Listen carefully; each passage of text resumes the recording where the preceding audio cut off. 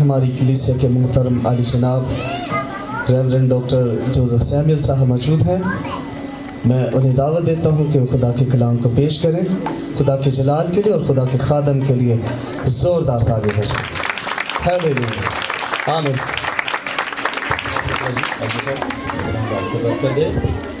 Hallelujah. میں خدا ان کا خادم ہوتے ہوئے آپ تمام بزرگوں کو، بھائیوں کو، بہنوں کو سلام عرض کرتا ہوں.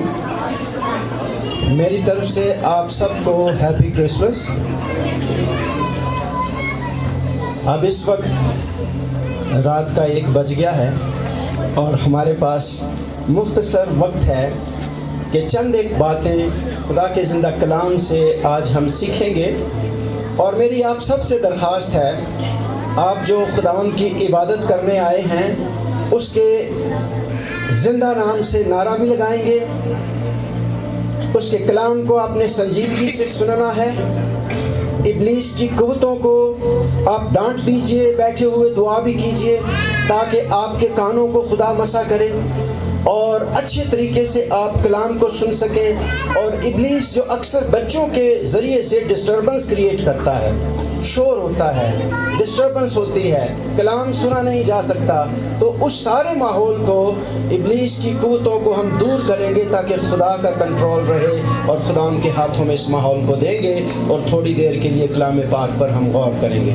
ہم سب نعرہ لگائیں گے، بولو خداوند یسوع مسیح کی، یسوع مسیح کی، ماراناتھا،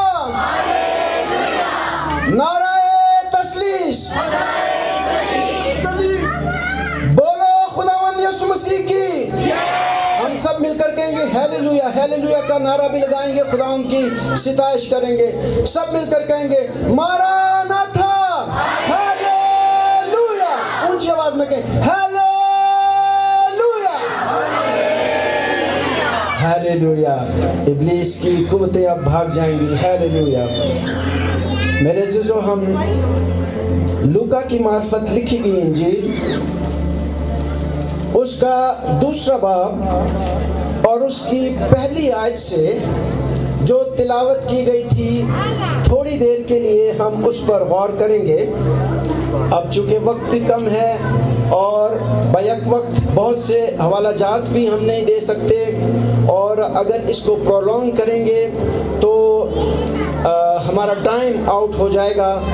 اس لیے باہر آپ کو پتہ ہے آرمی والے اور ایف سی کے اہلکار بھی کھڑے ہیں، ان کو بھی جو ٹائم دیا ہوا ہے اس کے مطابق ہمیں چلنا ہے. لیکن آپ دھیان سے سنیے، میں مختصر کلام پیش کروں گا. صرف 2 حوالوں پر جو 2 حوالے پڑھے گئے ہیں، لوکا کی انجیل کا اور متی کی انجیل کا 2 باب کا، دونوں ہی 2 ابواب میں جو کچھ بیان کر رہے ہیں مقدس لوکا، جس نے بڑی تحقیق کر کے یہ ساری جو باتیں ہیں لکھی ہیں، اور مقدس متی رسول، ان دونوں کے انجیلی بیان پر ہم غور کریں گے. مقدس لوکا کی معرفت لکھی گئی انجیل اس کا 2 باب اور اس کی پہلی آیت سے میں آپ کے سامنے کلام پاک پڑھنے لگا ہوں. غور سے سنیے گا اور پھر ہم اس کی وضاحت بھی سنیں گے. ان دنوں میں ایسا ہوا کہ قیصر اوگسطس کی طرف سے یہ حکم جاری ہوا کہ ساری دنیا کے لوگوں کے نام لکھے جائیں. یہ پہلی اس نویسی سوریا کے حاکم کورونیس کے عہد میں ہوئی اور سب لوگ نام لکھوانے کے لیے اپنے اپنے شہر کو گئے. بس یوسف بھی گلیل کے شہر ناصرت سے داؤد کے شہر بیت لحم کو گیا جو یہودیہ میں ہے، اس لیے کہ وہ داؤد کے گھرانے اور اولاد سے تھا، تاکہ اپنی منگیتر مریم کے ساتھ جو حاملہ تھی نام لکھوائے. جب وہ وہاں تھے تو ایسا ہوا کہ اس کے وضع حمل کا وقت آ پہنچا اور اس کا پہلوٹا بیٹا پیدا ہوا، اور اس نے اس کو کپڑے میں لپیٹ کر چرنی میں رکھا کیونکہ ان کے واسطے سرائے میں جگہ نہ تھی.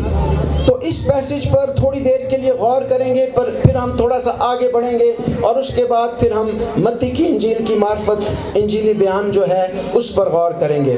میرے عزیزو، ہم نے پڑھا ہے کہ قیصر اوگسطس کے وقت میں، اس کے زمانہ میں، یعنی جب وہ حاکم تھا، اور لکھا گیا ہے ان دنوں میں ایسا ہوا کہ قیصر اوگسطس کی طرف سے یہ حکم جاری ہوا۔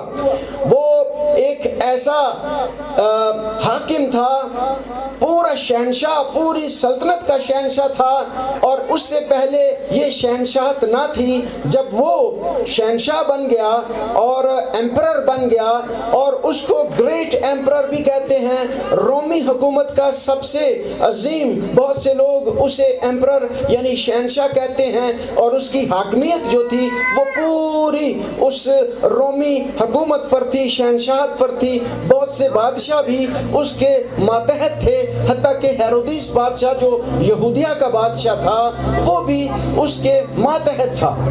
اور اس طرح جو قیصر اوگسطس تھا وہ ایک بہت بڑا شہنشاہ تھا، اور اس کو روم کی حکومت میں بہت زیادہ سراہا جاتا تھا، اور رومی حکومت میں وہ بہت ہی مشہور تھا، کیونکہ اس نے فن تعمیر کو بھی بڑا متعارف کروایا، اور اس کے علاوہ وہ امن کو لانے والا تھا۔ اس کی کوشش تھی کہ سیاسی طور پر امن کا دورہ رہے، اور اس کی اس ساری شہنشاہت میں امن امان قائم رہا، کیونکہ وہ اس پر بہت زیادہ محنت کرتا تھا۔ تو بائبل مقدس قیصر اوگسطس کے بارے میں یہ بیان کرتی ہے کہ ان دنوں میں ایسا ہوا کہ قیصر اوگسطس کی طرف سے حکم جاری ہوا کہ ساری دنیا کے نام لکھے جائیں۔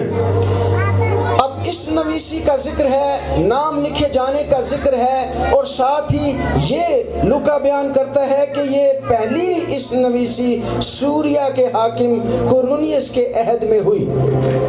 یعنی قرونیس جو تھا یہ ایک رومی صوبے سوریا کا ذکر ہے جس میں حاکم تھا، اور یہ بھی شہنشاہ کے قیصر اوگسطس کے ماتحت تھا، اور اس کے صوبے میں یعنی یہ جو سوریا کا صوبہ تھا، رومی صوبہ اس وقت کے زمانہ میں، یہودیہ کا علاقہ اسی کے زیر تسلط بھی تھا اور اس کے ماتحت تھا، اور اس میں اس علاقے میں اس کو یعنی کہ انکلوڈ کیا گیا تھا، شامل کیا گیا تھا۔ اس صوبے کا یہودیہ ایک گویا چھوٹا حصہ تھا، اور یہودیہ میں یسوع مسیح یہودیہ کے علاقے میں بیت لحم میں پیدا ہوئے۔ سو وہ پہلے تو اس جغرافیائی محل وقوع کو بیان کرتا ہے کہ سوریا کا جو حاکم ہے اس کے جو عہد میں، اس کے دور میں جب وہ حاکم تھا اور شہنشاہ جو تھا وہ قیصر اوگسطس تھا، یہ فرمان جاری ہوا تھا شہنشاہ قیصر اوگسطس کی طرف سے۔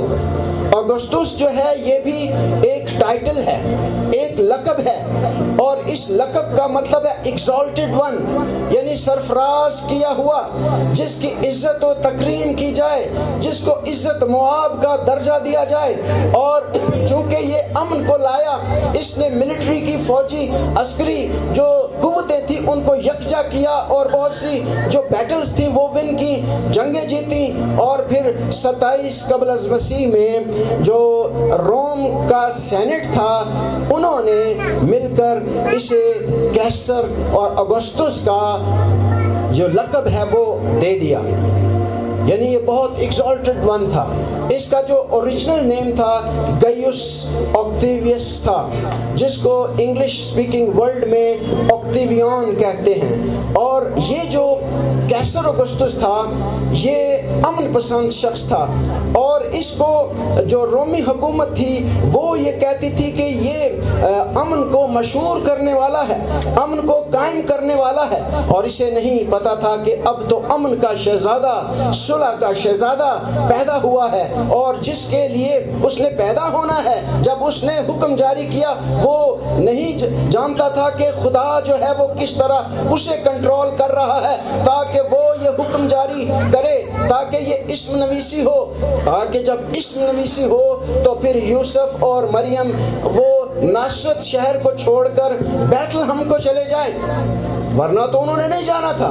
یہ تو قیصر اوگسطس کا فرمان تھا، حکم جاری کیا کہ اس نویسی کی جائے، اور جب اس نویسی کی جائے تو ہر ایک اپنے اپنے آبائی خاندانی جو جگہ ہے، علاقہ ہے، وہاں جا کر اپنے آبائی شہر میں جا کر اپنا نام درج کروائے۔ تو یہ فرمان جاری ہوا۔ اب دیکھیے کہ خدا کس طریقے سے ہسٹری کو کنٹرول کر رہا تھا۔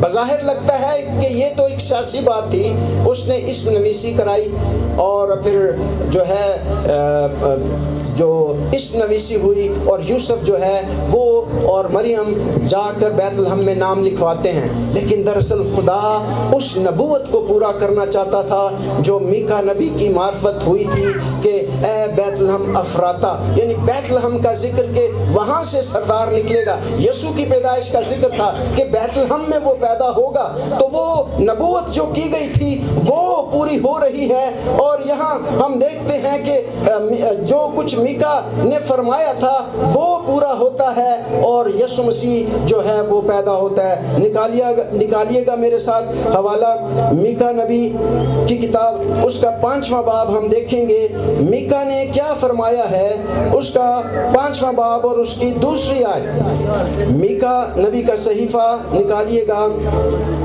اس کا 5واں باب اور اس کی دوسری آیت میں لکھا ہے، لیکن اے بیت لحم افراتا، اگرچہ تو یہودا کے ہزاروں میں شامل ہونے کے لیے چھوٹا ہے، تو بھی تجھ میں سے ایک شخص نکلے گا اور میرے حضور اسرائیل کا کیا ہوگا، حاکم ہوگا، اور اس کا مصدر زمانہ ثابت، ہاں قدیم الایام سے ہے۔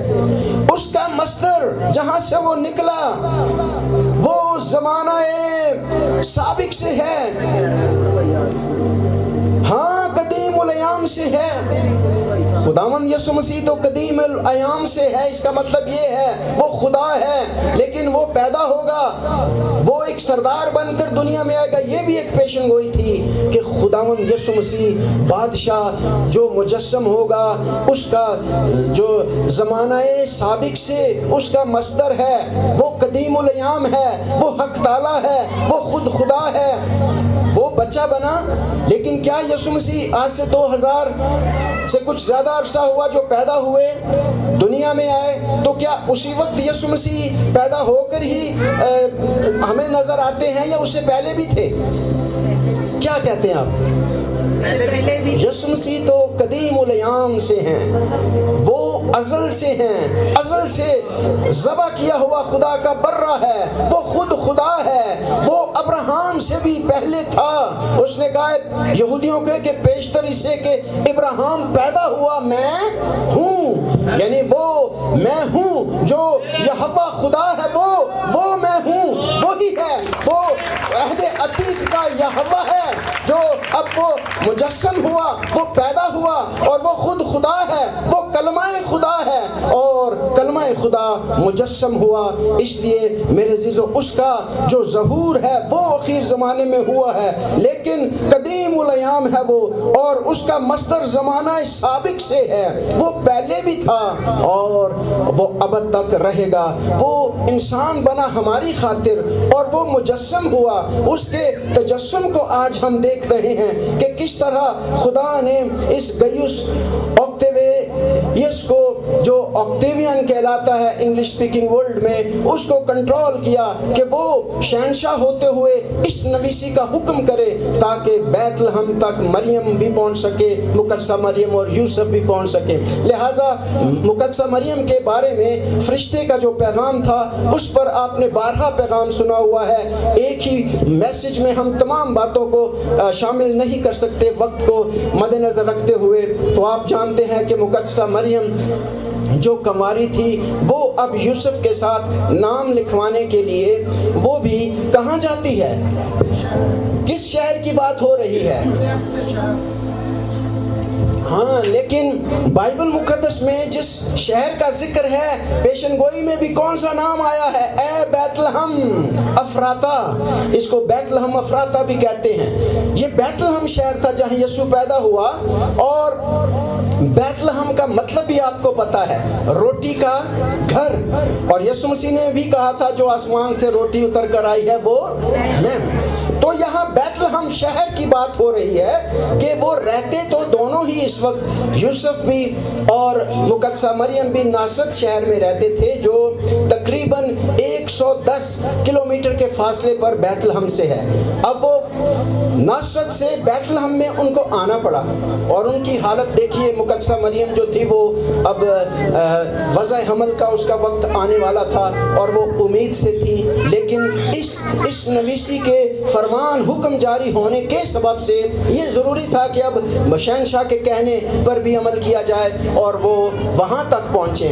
ان کو نہیں پتا تھا کہ خدا کا مقدس کلام پورا ہو رہا ہے، نبوت پوری ہونی ہے ہمارے بیت لحم میں پہنچنے سے، اور مقدسہ مریم اپنے منگیتر، اپنے جس کو شوہر بھی کہا جاتا ہے، کیونکہ ان کے لیے جو انگلش کا ورڈ بھی بیٹرودھ استعمال ہوا ہے کہ she was pledged to be married to Joseph، وہ یوسف کے ساتھ یعنی اس کی شادی ہونی تھی، وہ منگیتر اس کی بن چکی تھی، لیکن آج کل کی جو منگنی ہے اس سے کہیں زیادہ یہ ایک ایسا عہد ہوتا تھا، یہ منگنی ایسی ہوتی تھی کہ وہ میاں بیوی کہلاتے تھے، ابھی تک ان کی رخصتی نہیں جب تک ہو جاتی تھی، اور وہ یہ اس وقت تک وہ اپنے گھر میں رہتی، اور پھر جب وہ بیوی بن جاتی، جب وہ اپنے شوہر کے پاس چلی جاتی۔ لیکن فرشتے نے تو مقدسہ مریم کو بھی اور یوسف کو بھی پیغام فرق دیا ہوا تھا۔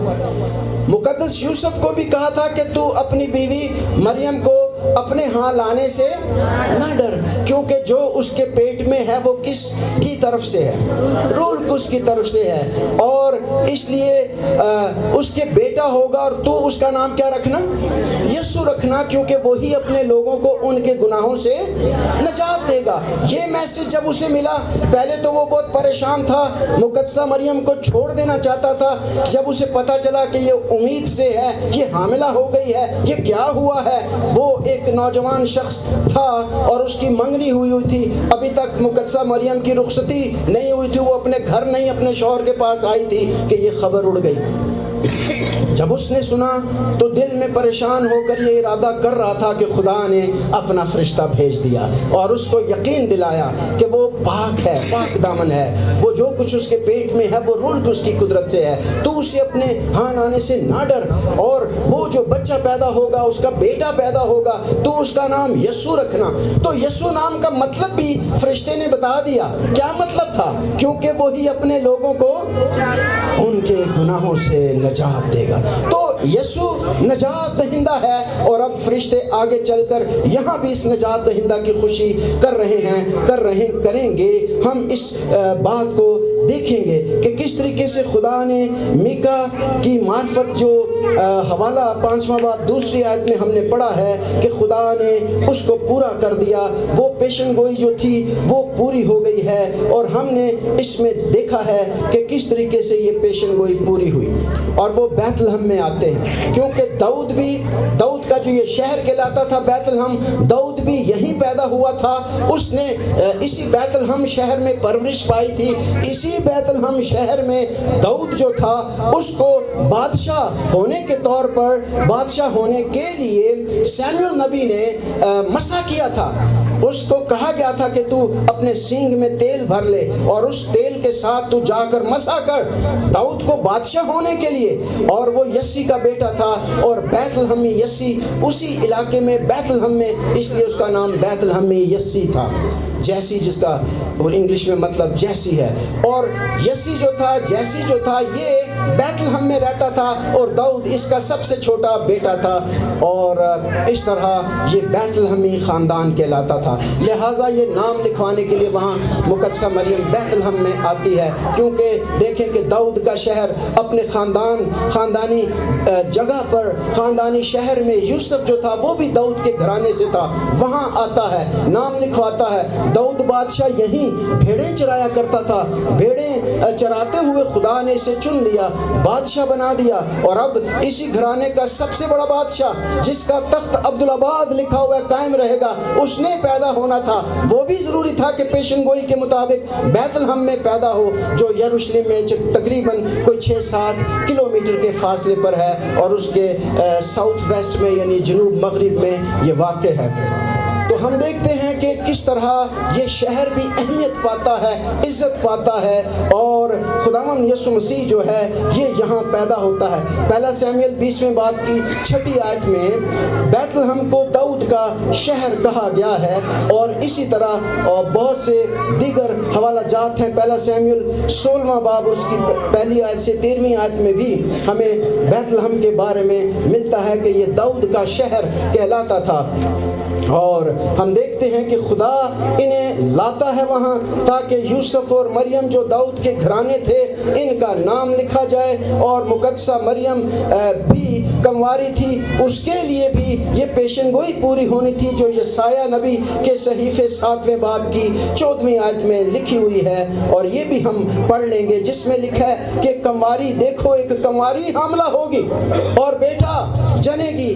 اور آپ پڑھ سکتے ہیں اور اس کو گھر میں جا کر بھی پڑھ سکتے ہیں, دیکھو ایک کنواری حاملہ ہوگی اور بیٹا پیدا ہوگا, اس کا نام امانویل رکھے گی, جس کا ترجمہ ہے خدا ہمارے ساتھ. یعنی یسوع مسیح خدا ہوتے ہوئے بھی انسان بنا اور ہمارے ساتھ یعنی انسانوں کے وہ ساتھ رہا, اس لیے اس کا مطلب لکھا گیا کہ خدا ہمارے ساتھ. یقیناً وہ خدا ہے اور پیشن گوئی تھی کہ خدا ہمارے ساتھ ہوگا, اور اس کے نام کا مطلب چھڑانے والا, بچانے والا, نجات دینے والا, اور پھر وہ خود خدا اور خدا ہمارے ساتھ ہوا. لوکا کی انجیل کے اس حوالے پر ہم جب آگے غور کرتے ہیں اور کیا فرشتوں نے کہا تھا, ہم یہ پڑھتے ہیں کہ وہ داؤد اور مقدسہ مریم دونوں ہی جب وہاں پہنچ جاتے ہیں بیت لحم میں, اور اس اسم نویسی کے آرڈر حکم کی وجہ سے جو شہنشاہ کیسر اگسطس کی طرف سے جاری ہوا تھا, تو پھر لکھا ہوا ہے کہ اسی علاقے میں چرواہے تھے جو رات کو میدان میں رہ کر اپنے گلے کی نگہبانی کر رہے تھے. ہم دیکھتے ہیں کہ ایک طرف جو ہے وہ چرواہے ہیں, وہ علاقے میں ہیں, اور ان کو خوشی کی خبر کیا ملتی ہے, ان کو خوشی کی خبر ملتی ہے کہ فرشتہ ان کے پاس آ کھڑا ہوا اور خداوند کا جلال ان کے چوگرد چمکا اور وہ نہایت ڈر گئے. مگر فرشتے نے ان سے کہا, ڈرو مت, کیونکہ دیکھو میں تمہیں بڑی خوشی کی بشارت دیتا ہوں جو ساری امت کے واسطے ہوگی, کہ آج داؤد کے شہر میں یعنی بیت لحم میں تمہارے لیے ایک منجی پیدا ہوا ہے, یعنی مسیح خداوند. منجی کون ہے, کون پیدا ہوا ہے, یعنی مسیح خداوند. ذرا ان 3 ٹائٹلز پر غور کیجئے. 3 ٹائٹل. پہلے تو منجی, خوشخبری یہ تھی, بشارت یہ تھی جو ساری امت کے واسطے ہوگی کہ آج داؤد کے شہر میں تمہارے لیے ایک منجی پیدا ہوا ہے, یعنی مسیح خداوند. فرشتہ جو ہے وہ کہہ رہا ہے کہ پیدا ہونے والا بچہ منجی ہے. منجی کا کیا مطلب ہے؟ میں نے یسوع کے نام کا جو مطلب بتایا وہی منجی کا مطلب ہے, نجات دینے والا, سیویئر. اور گریک ورڈ استعمال ہوا ہے سوتیر, سیویئر, نجات دہندہ. نجات دہندہ, بچانے والا, چھڑانے والا.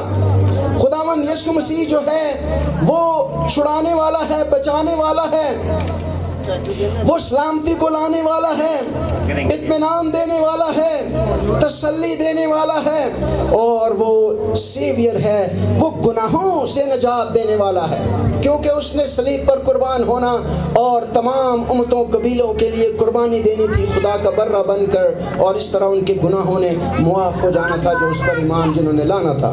تو وہ نجات دہندہ منجی. فرشتے کا بیان بھی خوبصورت ہے کہ وہ منجی ہے, پیدا ہوا ہے, یعنی مسیح ہے. مسیح کرائسٹ جسے کہتے ہیں, اور ہیبرو میں ہے مسایا, موعودہ مسیح, جس کی پیشن گوئی تھی بہت سے نبیوں نے کی تھی کہ مسایا آئے گا. یہودی سمجھتے تھے کہ وہ ہمیں سیاسی طور پر نجات دے گا, مخلصی دے گا, چھڑائے گا, رومی حکومت سے چھڑائے گا.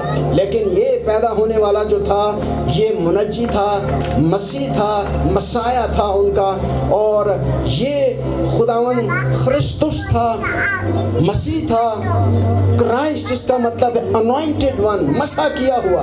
और यीशु मसीह ने कहा था कि खुदा ने मुझे मसा किया है ताकि मैं क्या करूं, खुशखबरी सुनाऊं, कैदियों को आज़ाद करूं, ठीक है, जो कुचले हुए हैं उनके लिए आज़ादी का मैसेज दूं। उसे मसा किया गया, ममसू बनाकर यीशु मसीह को भेजा गया। वो मसाया है, और मसाया जो था इसके लिए यहूदी बड़ी कोशिश करते थे कि जल्दी आए और उसे देखना चाहते थे, लेकिन जब वो आ गया तो उसे पहचाने नहीं यहूदी। वो बिल्कुल बेखबर थे, जैसे उसको मानते ही नहीं हैं। उनका ख्याल था कि बादशाह जो है, बादशाह जब उसका कहा गया कि पैदा होगा, उसको भी उन्होंने नहीं माना, मसाया को उन्होंने नहीं माना। लेकिन वो बादशाह भी था, वो मसाया भी था, वो खुदा भी था।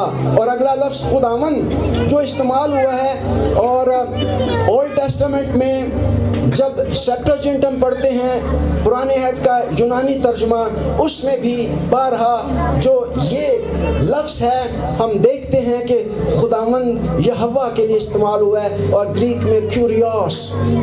और याहवे खुदा, जिसे यहोवा भी कहते हैं, याहवे खुदा की जो है वो नुमाइंदगी के तौर पर, रिप्रेजेंटेटिव के तौर पर ये वर्ड इस्तेमाल किया जाता है। जो खुदा के लिए इस्तेमाल होता है वो खुदावंद है, वो याहवे है अहद अतीक का, जिसे कहा गया था कि अजीब मुशीर खुदाए कादिर होगा। यीशु मसीह के बारे में था, यशायाह ने पेशन गोई की थी कि हमारे लिए एक लड़का तवल्लुद हुआ, सल्तनत उसके कंधे पर होगी। और उसके बारे में क्या लिखा, वो अजीब मुशीर खुदाए कादिर, अबदियत का बाप और सलामती का शहजादा होगा। और उसकी सलामती के ताल्लुक से, उसकी सल्तनत के ताल्लुक से भी लूका ने बयान किया है। और जब हम देखते हैं कि इसके आगे लिखा है, और इसका तुम्हारे लिए ये निशान है कि तुम एक बच्चे को कपड़े में लिपटा और चरनी में पड़ा हुआ पाओगे, और यकायक उस फरिश्ते के साथ आसमानी लश्कर की एक गुरोह वो खुदा की हम्द करती और ये कहती ज़ाहिर हो कि आलम बाला पर खुदा की तमजीद हो, और ज़मीन पर उन आदमियों से जिनसे वो राज़ी है सुलह। यानी ज़मीन पर आदमियों पर भी सुलह हो, खुदा की सुलह, सलामती हो, अमन हो, सलामती हो, क्योंकि सुलह का शहजादा आ गया है। और वो अजीब मुशीर खुदाए कादिर, अब्दियत का बाप, सलामती यानी सुलह और सलामती का शहजादा आया है। और ये वक्त था कि जब वो पैदा हुआ, और आसमानी लश्कर यानी फरिश्ते गाते हुए, खुशी करते हुए, कहते हुए उतरते हैं। एक बड़ी ग्रोह फरिश्तों की उतरती है। ये कैरल पार्टी थी, पहली ग्रोह उसकी, पहली टोली फरिश्तों की, जो हमदो सिताइश करती है, खुशी करती है कि आलम बाला पर खुदा की तमजीद हो। ये उनका नगमा था। पैदाइश के मौका पर खुदावंद यीशु मसीह की पैदाइश में ये टोली ने, पहली कैरल पार्टी थी, ये पहली कैरल थी, क्वायर थी जो गीत गाती, खुदा की हम्द करती। लिखा और यकायक उस फरिश्ते के साथ आसमानी लश्कर की एक गुरोह खुदा की हम्द करती और कहती ज़ाहिर हुई, हम्द कर रही है, कह रही है, आलम बाला पर खुदा की तमजीद हो, और ज़मीन पर उन आदमियों में जिनसे वो राज़ी है सुलह। यहाँ पीस, सुलह, यहाँ ये जो लफ्ज़ है सुलह का, पीस का, अमन का, उस पर जब हम गौर करते हैं तो इसमें भी बड़ी गहराई हमें मिलती है। एरेने लफ्ज़, एरेने इस्तेमाल हुआ है, ग्रीक का वर्ड यहाँ अमन के लिए, सलामती के लिए, सुलह के लिए, उन आदमियों से जिनसे खुदा राज़ी है, सुलह। यानी ये लफ्ज़ एरेने ज़ाहिर करता है कि अब ज़िंदगी में इत्मीनान है, उनकी ज़िंदगी में इत्मीनान आ जाता जिनकी ज़िंदगी में यीशु आ जाता है। और ये इत्मीनान जो है, ये एरेने लफ्ज़ जो है, ये सॉल्वेशन के लिए भी इस्तेमाल हुआ। नजात, पुराने अहदनामे में जो लफ्ज़ शालोम इब्रानी का इस्तेमाल हुआ है, उसी के इक्वल ये लफ्ज़ एरेने इस्तेमाल हुआ, सलामती के लिए, शालोम के लिए, अमन के लिए, सलामती के लिए। जब हम यीशु पर ईमान ले आते हैं तो हमारी ज़िंदगियों में क्या आ जाता है? सलामती, इत्मीनान आ जाता है, हमारी सुलह हो जाती है। किससे? सबसे पहले तो खुदा के साथ। خدا کے ساتھ ہماری صلح ہو جاتی ہے, ہمارے گناہ معاف ہو جاتے ہیں جب یسوع ہماری زندگی میں آتا ہے. ہم توبہ کر لیتے, گناہوں کا اقرار کرتے, ہمارے گناہ کیا ہو جاتے ہیں؟ معاف ہو جاتے ہیں. کس کے وسیلہ سے؟ یسوع کے وسیلہ سے, کیونکہ وہ نجات دہندہ ہے. کن باتوں سے نجات دینے آیا؟ وہ ان کو ان کے گناہوں سے نجات دے گا. وہ نجات دہندہ منجی ہمیں ہمارے گناہوں سے نجات دے دیتا ہے. اس لیے ہماری زندگیوں میں اب امن آ جاتا, شانتی آ جاتی, اور ہولنس انگلش کا ورڈ بھی استعمال ہوا ہے, یعنی صحت آ جاتی ہے, تندرستی آ جاتی ہے. We are made whole. ہمیں یعنی کہ بالکل